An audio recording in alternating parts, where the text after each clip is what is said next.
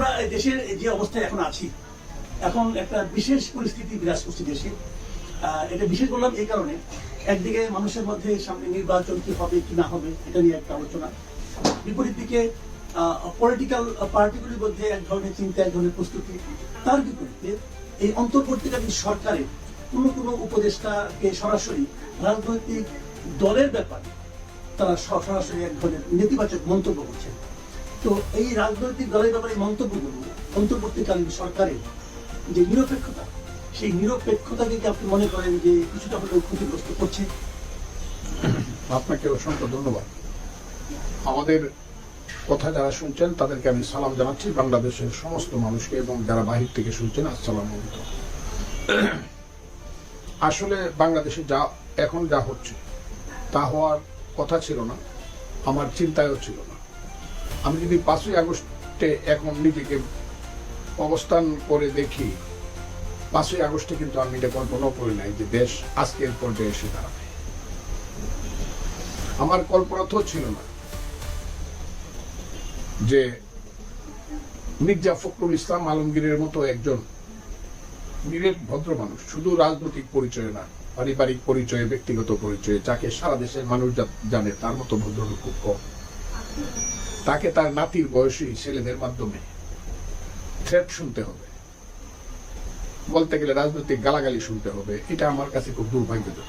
এমনকি আওয়ামী লীগের মতো ফ্যাসিস্ট উবায়দুল কাদেরের মতো বেয়াদব একজন লোকও কিন্তু মির্জা ফখরুল ইসলাম আলমগীরকে এই ধরনের কথা বলে নাই, যা বর্তমান সরকারের দুইজন উপদেষ্টা বললেন, যাদেরকে আমরা বলি আমাদের সন্তান, ছাত্রনেতা ছিল, তারা এখন এখানে মন্ত্রীর দায়িত্বে বসে আছে। মির্জা ফখরুল ইসলাম আলমগীর যে কথাটি বলেছেন, এটার মধ্যে দোষের কি? উনি বলেছেন যে যদি এই অন্তর্বর্তীকালীন সরকার, যেটা জনাব ইউনূস সাহেবের নেতৃত্বে আছে, এর মধ্যে ভিতরে থেকে যদি কেউ পলিটিক্স করে এবং সরকার থেকে যদি দল গঠন করতে চায়, যারা সেই দলের প্রতি, নতুন দলের প্রতি যাদের আনুগত্য থাকবে, যাদের পদ পদবি থাকবে, they must resign from the government. তা না হলে তো এটা নিরপেক্ষ সরকার, বা এটা তো নির্দলীয়, বা এটা ইন্টারিম গভর্নমেন্ট হলো না। কাজে আপনারা দল করেন, আপনাদেরকে বলছে, আবার আপনাদেরকে স্বাগত জানাই নতুন দলকে। আমাদের সন্তানরা দল করবে, ভালো দল হোক, কিন্তু দল করলে পরে কিংস পার্টি করতে পারবেন না, যে তলার টক খাবেন, উপরের টক খাবেন, আবার নিচেরটা কুড়াবেন, এটা হবে না। এটাকে বলা হয় মুনাফিক। এমনি 5ই আগস্টের ব্যাপারে এই সরকারের ইয়াং ছেলেপেলেরা মারাত্মক মুনাফিকি করেছে, এবং এটাকে আমি এখন বলি এটা বাটপারি করেছে দেশের মানুষের সাথে, প্রতারণা। 5ই আগস্টে তারা যে কথা বললে মানুষকে তাদের সঙ্গে নিছে, মানুষ হাজারে হাজারে জীবন দিছে, আহত হয়েছে, ছাত্র জনতা যে কারণে গেছে, যে কথার উপরে। আর এখন তারা যে কথা বলছে, যে আন্দোলনের প্রেক্ষাপটে তারা যা করতে চায়, যেমন তারা বলতেছে ইসলামিক ছাত্র শিবির ছিল ওই আন্দোলনের ভ্যানগার্ড, যেমন তারা এখন বলতেছে যে বাংলাদেশের সংবিধান বা উত্তরসনে যেটা হলো এটা আমরা কবরে দেয়া দিব, যেমন তারা বাংলাদেশের সমস্ত, আগে বলছে শেখ মুজিবকে অপ্রাসঙ্গিক করে ফেলবো, এখন আবার নতুন করে বলতেছে জিয়াকেও আমরা রাখবো না, জিয়াবাদও আমরা চাই না। এই কথাগুলো যদি তারা আগে বলতো তাহলে দেখা যেত কত মানুষ এই আন্দোলনে যায় এবং যাইতো কিনা। আমি যদি যাইতাম, আমি যে রিস্ক নিয়ে কাজ করেছি, আপনি যে রিস্ক নিয়ে কাজ করেছেন, আমরা তখন ভাবতাম কাজটা আমরা করবো কিনা, আর গেলে এখন তাদের সাথেই থাকতাম। এটা আমার কাছে মনে হয় তারা বাংলাদেশের মানুষের প্রতারণা করছে, এটা বাংলাদেশের মানুষের সঙ্গে একটা প্রতারণা হয়েছে। এই যে সর্বশেষ যে কথাটা বলা হচ্ছে, যে ওদের একজন নেতা নাসিরুদ্দিন পাটোয়ারি, তিনি বলছেন যে বাংলাদেশে মুজিববাদও চলবে না, জিয়াবাদও চলবে না। তা আমার প্রশ্ন হলো, মুজিববাদ কি কখনো, এই প্রসঙ্গটা কি এসেছিল? বঙ্গবন্ধু কখনো মুজিববাদের কথা বলেছেন, অথবা ওনার সরকার কখনো মুজিববাদের কথা কি আনুষ্ঠানিকভাবে বলেছেন?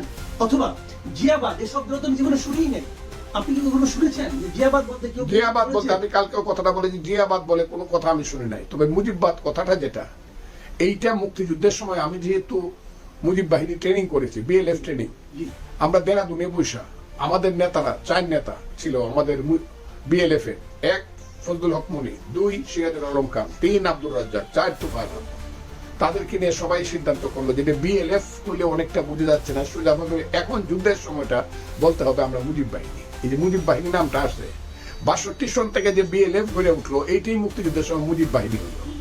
মুজিববাদটা কি? মুজিববাদটা হলো যখন ছাত্রলীগ ভাগ হয়ে গেল, জাসদ ছাত্রলীগের ব্রিলিয়েন্ট লোকজন চলে গেল under the leadership of Sirajul Alam Khan, তার ছায়া এবং আসম আব্দুর রব শাহজাহান সিরাজের নেতৃত্বে ব্রিলিয়েন্ট ছেলেরা চলে গেল। তারা স্লোগান দিল শ্রেণী সংগ্রামকে ত্বরান্বিত করে বৈজ্ঞানিক সামাজিক বিপ্লবের মাধ্যমে বৈজ্ঞানিক সমাজতন্ত্র আমরা কায়েম করব।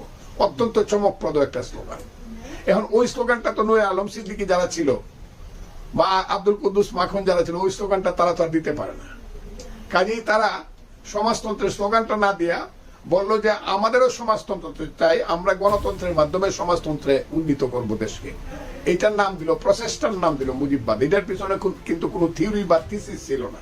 সরকারি স্বীকৃতি ছিল? হ্যাঁ, সরকারি না না তাও ছিল না। না, তা ছিল না। তাহলে কিন্তু ছেলেরা আমরা এটা বক্তৃতা করতাম বা ছেলেরা এটা ছাত্রলীগের তাহলে নাসিরউদ্দিন পাটোয়ারি যে মুজিববাদ এবং জিয়াবাদের বিরুদ্ধে ফাইট করতে যাচ্ছে, এটা কি প্রকৃতপক্ষে কোনো আদর্শের বিরুদ্ধে ফাইট নাকি একটা ছায়ার বিরুদ্ধে লড়াই? এটা তো একটা ছায়ার বিরুদ্ধে। আর এইসব ছেলে পেলেরা কি জানে? কিছুই জানে না এরা, কিছুই জানে না। আমি এদের যে ইতিহাস নিয়েছি সেই ইতিহাস বলে তো অবাক হবে তারা। একদিন তো ইতিহাস আমি না বললাম বলবো না, কারণ সন্তানের ইতিহাস বাবারা ওইভাবে বলে না।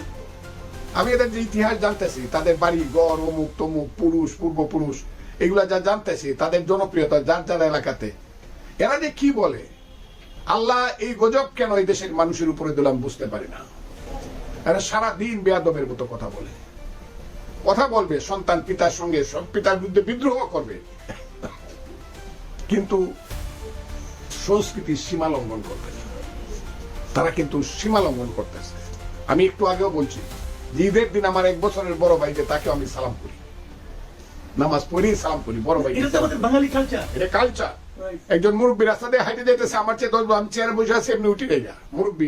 মুরব্বীরা দেখলে সিগারেটটা লুকায় ফেলি।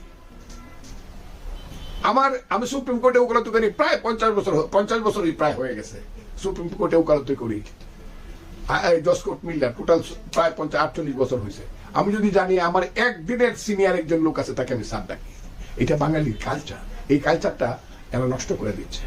এই কে ওই নাসিরউদ্দিন পাটোয়ারি কবে কোথায় পলিটিক্স করছে, কোন ইনস্টিটিউশনে কখন কলেজের বিপি ছিল, জিএস ছিল, কোন ছাত্র সংগঠনের নেতা ছিল, কেউ জানে না।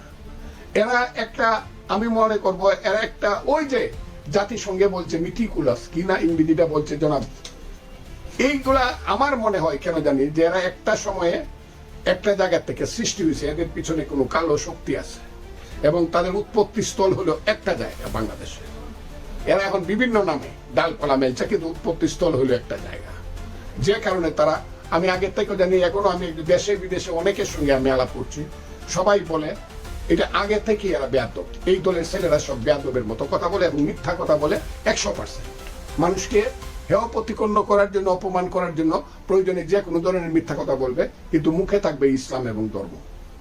জি, যে কথাটা শুরুতে আমি বলছিলাম যে আপনি কি মনে করেন যে এই সরকার, মানে মির্জা ফখরুল ইসলাম আলমগীর বলেছেন যদি এই সরকার নিরপেক্ষতা বজায় রাখতে না পারে তাহলে নতুন একটা সরকার গঠনের প্রয়োজন হবে নির্বাচনের সময়। আমি বলতে চাচ্ছি কিন্তু যদি দিয়ে বলেছেন, আমার প্রশ্নটা হলো আপনি এখন পর্যন্ত যা দেখছেন এই সরকারের ক্যারেক্টার এবং এই সরকারের কর্মকাণ্ড, আপনার কি মনে হয় যে এখনো পর্যন্ত এই সরকার তার নিরপেক্ষতা বজায় রাখতে পেরেছে? আজকে একটা মিটিং হয়েছে, মিটিং এর পরিধিটা মৌলানা আজহারির মতো তো 15 লক্ষ লোকের না, মনে করেন 1500 লোকের বা 1000 লোকের, কিন্তু সব মুক্তিযোদ্ধা, 71-এর রিয়েল মুক্তিযোদ্ধা, রণাঙ্গনের মুক্তিযোদ্ধাদের একটা মিটিং হয়েছে আজকে। এই যে ইউনিটি রিপোর্টার্স ইউনিটি, যেটা গড়ে বাইরে মিলায় কোনো জায়গা ছিল না, আজকে এত হয়েছে। উপলক্ষটা ছিল জিয়াউর রহমানের জন্মদিনের ব্যাপার উপলক্ষ, কিন্তু বক্তৃতা করছি আমরা সব মুক্তিযোদ্ধারা, আমি, আব্দুল সালাম, সাদেক খান, উলফাত এবং বীর প্রতীক, বীর বিক্রম অনেকেই, এবং প্রধান অতিথি ছিলেন মেজর হাফিজউদ্দিন আহমদ, বীর বিক্রম, উনিও বীর বিক্রম। আমরা সব একসাথে একমত, সারা বিএনপি এখন একমত, কোনো ডিফারেন্স নাই। একদিন বিএনপির মধ্যে দুদুল্যমানতা ছিল মুক্তিযুদ্ধ ইত্যাদি ইত্যাদি ছেলেদেরকে নিয়ে, কিন্তু এখন আমরা সবাই বুঝতে পারছি যে ফখরুল ইসলাম আলমগীরের মতো একজন ভদ্রলোককে যারা এই ধরনের শুধু ইলেকশন চাওয়ার অপরাধে, এবং যদি নিরপেক্ষ করতে হয় তাইলে যারা দল করে তাদেরকে পদত্যাগ করতে হবে, এইরকম একটা নির্দোষ কথা বলার অপরাধে যারা এমন অপমানজনক কথা বলতে পারে, আমরা এদেরকে আর বিশ্বাস করতে চাই না। আমরা তাদেরকে আজকে আমরা মুক্তিযোদ্ধাদের পক্ষ থেকে শেষ কথা বলে আসছি, একটা জিহ্বা বন্ধ করো এবং ভুল পথে চলা বন্ধ করো, তাহলে তার পরিণতি ভোগ করতে হবে, জনগণ সেই জন্য প্রস্তুত হবে। আচ্ছা, আরেকটা প্রসঙ্গ আমি, আরেকজন উপদেষ্টা মাহফুজ আলম গতকালকে বলেছেন যে এই নির্বাচনে আওয়ামী লীগের নির্বাচনে অংশ নেওয়ার কোনো সুযোগ নেই। এটা বলার পর তিনি আরেকটা জায়গায় বলেছেন, এ দেশে কেবল বাংলাদেশ পন্থীরাই থাকবে এবং তারাই নির্বাচনে অংশ নেবেন। আমার প্রশ্ন হলো, বাংলাদেশ পন্থী এই বিষয়টা বলতে আপনি কি বুঝেন? উনি কি বলেছেন উনি জানেন, আপনি কি বুঝেন ওনার মুখ থেকে উচ্চারিত হওয়ার পর? আমি এবং ওই একটা সাপ্লিমেন্ট হলো, উনি যাদেরকে বাংলাদেশ পন্থী বুঝিয়েছেন, কিন্তু তার চেয়ে বড় প্রশ্ন হলো, কারা বাংলাদেশ পন্থী নয় বলে আপনি মনে করেন? আমি আপনাকে বলি, জনাব মাহফুজ আলমকে আমি চিনি না, এদেরকেও চিনি না, অন্যদেরকে চিনি না, কাউকেই চিনি না। আমি কি বিপজ্জনক অবস্থা, কারণ এরা আমার নাতির সমান, আমার ছেলের সমান হইলে ওদের সাথে কথা বলতে, আমার ছেলের বয়স, বড় ছেলের বয়স 44 বছর, এরা আমার নাতির সমান। এবং এই ছেলেটি সম্পর্কে যখন ইউনূস সাহেব জাতিসংঘে পরিচয় করায় দিছে, সে হইল মাস্টার মাইন্ড।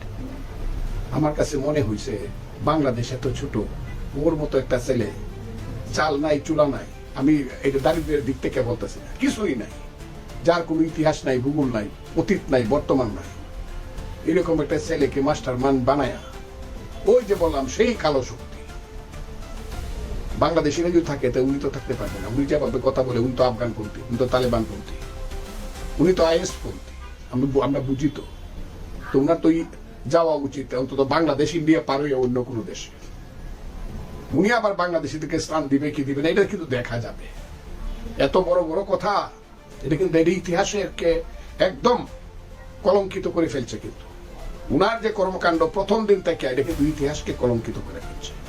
এইটা কিন্তু বাঙালি জাতি মেনে নেবে না।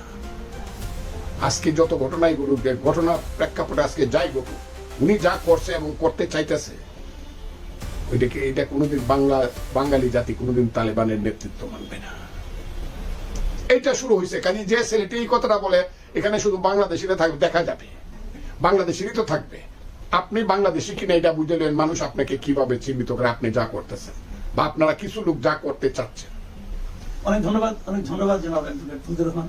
আপনি অনেক সিরিয়াস বিষয় নিয়ে খুব সহজ ভাষায় বলেন। আমি মনে করি আমাদের দর্শকরা এটা উপভোগ করবেন এবং এখান থেকে অনেক চিন্তার খোরাক পাবেন। প্রিয় দর্শক, এখন এই পর্যন্তই। আল্লাহ হাফিজ।